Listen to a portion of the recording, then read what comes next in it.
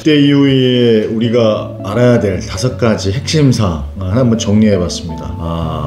뭐 대부분 다 알고 계시겠지만 제가 이제 50대 딱 중반에 되고 보니까 굉장히 유념해야 될 부분들의 첫 번째는 무엇일까? 당연히 인정하시겠지만 이제 건강관리겠죠. 아무리 재물과 명예에 쌓았다 하더라도 한순간에 그 대표적인 게 뭐 심혈관 질환이라든가 당뇨, 그리고 이제 관절염, 고혈압 같은 것들이죠. 저 같은 경우도 이제 작년에 결석으로 인해서 꽤 오랫동안 결국에는 전신 마취를 이제 처음 해보게 됐고, 그리고 재발의 가능성이 굉장히 좀 높기 때문에 5년마다 한 번씩 수술을 해야 된다라는 그런 거의 기정사실처럼 받아들이는데, 그런 부분들의 건강관리가 첫 번째고요.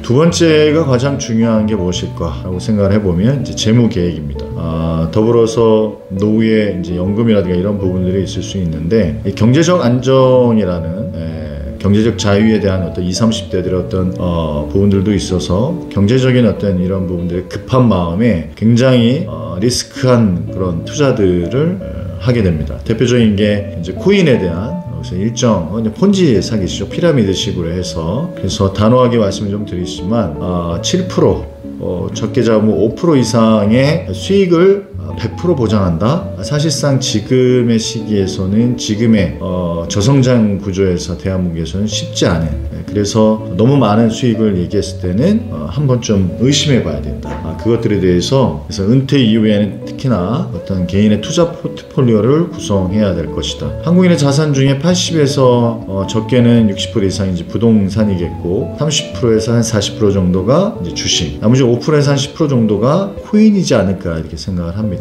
그래서 이 부분들에 대해서도 저는 비율적으로 50대, 40대, 10 이 정도로 나누는 것도 나쁘지 않을 것 같아요.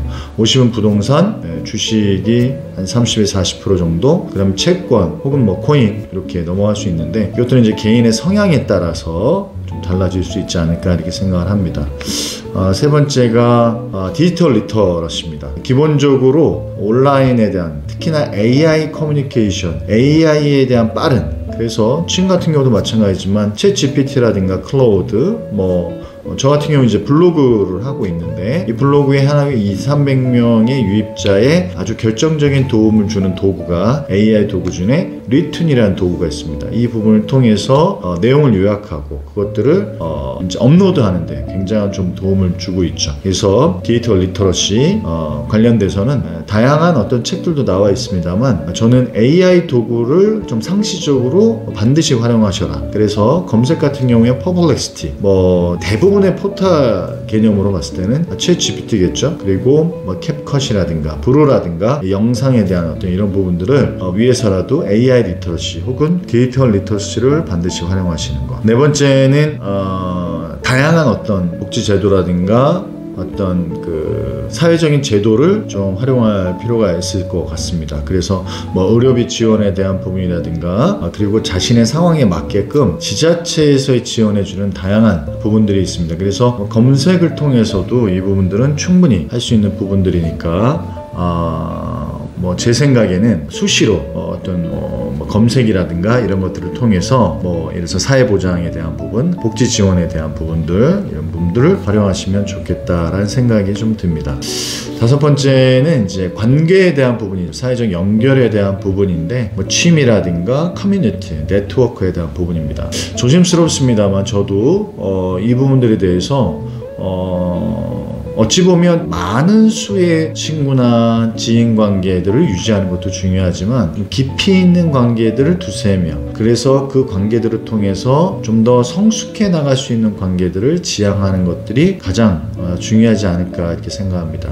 전 대표적으로 우리 덕후라고 하잖아요. 60, 70대 이후에 자신의 취미가 업이 되는 경우들도 있는데, 저 같은 경우도 스포츠를 굉장히 좀 좋아해서 술, 담배를 오랜 시간 전에 끊고 한 가지 혹은 2~3가지 운동들을 통해서 그렇다고 해서 요즘 같은 시기에 그렇게 엄청나게 하진 않습니다만 최대한 주에 2, 3회 이상은 운동을 좀 해주려고 합니다. 근데 단순히 이건 건강관리 차원이라기보다는 제 생각에는 스스로의 어떤 내면을 좀 강화하고 멘탈을 강화하는 데 있어서 스포츠는 굉장히 중요한 어떤 테마일 수도 있다.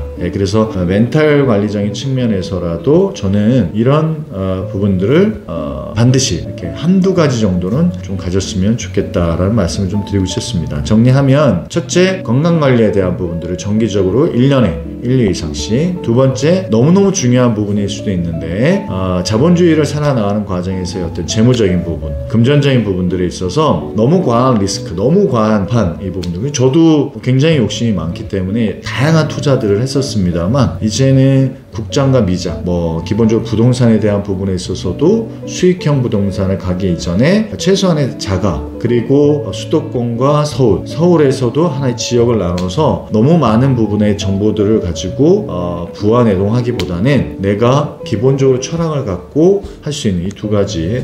자, 세 번째는 다시 한번 말씀드리지만 디지털 리터러시 혹은 AI 리터러시라고 해서 인터넷에 대한, 온라인에 대한, 스마트폰에 대한 활용도를 좀 높이시는 거. 그리고 네 번째는 사회보장에 대한, 복지에 대한 부분들을 끊임없이 챙겨가시면서 교육에 대한 수혜를 좀 받을 수 있는 것들이 꽤 많아요. 여기서 구청이라든가 혹은 시청이라든가 혹은 도라든가, 그래서 온라인, 오프라인 다양한 어떤 제도적인 부분의 수혜를 받으시면 좋고, 마지막 다섯 번째가 관계에 대한 부분인데 정신건강관리 측면에서라도 운동이라든가 어떤 커뮤니티에 대한 부분들을 양보다는, 그래서 만 명의 허접한 인맥보다 한 명의 제대로 된 친구가 낫다, 이런 얘기도 있지 않습니까? 그래서 인간관계 형성하는 데 있어서도 이제 질적에 대한 부분들, 그래서 안정적인 부분들, 그리고 좀 더 성숙되고 이런 노후에 대한 부분들, 중년의 삶들을 가져갈 수 있지 않을까 이렇게 생각합니다. 우리 중년 파이팅입니다.